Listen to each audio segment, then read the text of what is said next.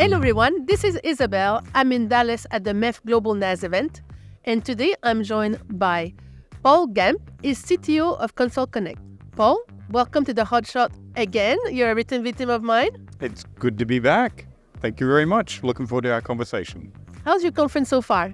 It's been really beneficial for me. I haven't been at MEF event since we announced the acquisition of Console Connect by PCCW Global back in 2017. So good to be back amongst the carrier community. So this week, it's all about network as a service. What do you think are the challenges of making network as a service a reality? When I was thinking about answering this question, I thought of a story which I think really captures the challenge that we face as an industry. And the first thing that I want to convey is if you're a network engineer, the biggest challenge that you face is change. And as you can imagine, you make a small change to a device and the impact, whether it be the internet or others, could be millions of people are impacted by what you've done. So change is your enemy and is something you don't want to do as a network engineer. And culturally, when we talk about network as a service, we're talking about changing networks rapidly. And we can understand why psychologically there's a reason not to do so, because network engineers are afraid of change. As a software engineer, by contrast, the app economy leads you into this dopamine hit of the next feature and download a new app. And there's a sense of change is my friend. And so for us, certainly my lived experience of bringing network engineering and software engineering together was appreciating the cultural difference. So when we go to think of delivering network as a service, we first need to think about the psychology of the community that's going to deliver that value and then bring it back to what the customer wants. And so at this event, we see a lot of companies and carriers which have gone from the network up and trying to work out automation as part of how they manage their network community. And I think what we learned with Console Connect very early on was to start with the customer. And what does the customer want to achieve?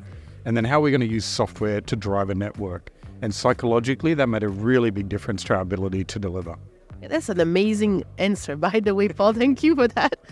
I've heard that you have a new product called HOTSeat. Tell me more about that. I think that's a great product to talk about some of the challenges that we face as we look at where the enterprise wants to go. Some of the presenters over the last few days have talked about the end enterprise has no care about connectivity. Wireline, wireless, mobility, they just want to get connected to what matters. And so as a technology company trying to deliver connectivity services in this ecosystem, that means we have to interact with lots of standards organizations.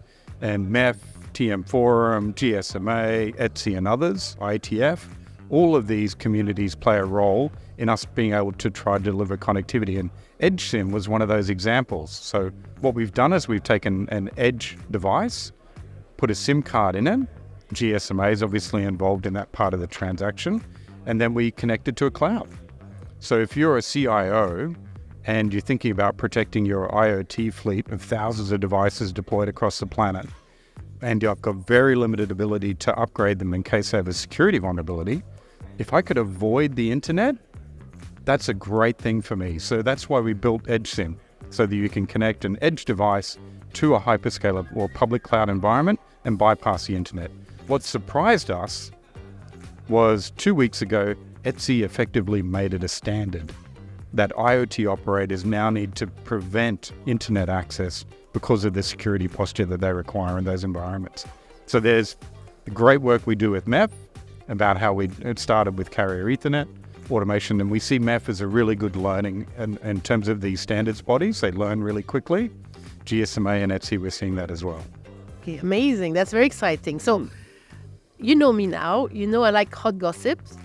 Tell me some hot gossip about Console Connect. Anything exciting in the near future?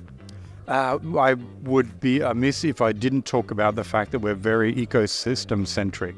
So one of the things that we've learned is that often the enterprise are trying to connect to some mission-critical application. And that mission-critical application, they've got lots of enterprises that are trying to connect to them. So the secret I'm giving away is that we've started to unlock that potential of an ecosystem network effect and creating a value proposition for the end SaaS operator as opposed to just the internal consumer of the enterprise. So in a way, it's changing the go-to-market strategy and the product that we deliver by focusing on the destination as opposed to the source. So really excited about what we're delivering. Okay, amazing interview, Paul, as always. You're a very good victim of mine. Thank you so much.